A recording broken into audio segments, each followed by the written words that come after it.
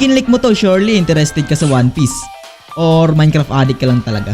Anyways, binild ko ang tatlong pinakamalakas na sword ni Zoro sa Minecraft. Ang Wado Ichimoji, Shusui, at Enma. Wanna see it? Well, panoorin mo ang video na ito hanggang sa huli. Promise, di masasayang ang oras mo kasi boy, ang ganda ng build.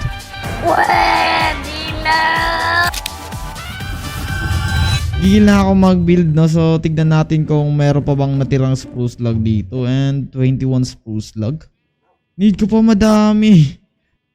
Tignan natin sa ibang chest kung meron pa ba. And yep, wala na. Man, matatagalan pa to. So, yun. Start na natin yung gathering, no? Let's go.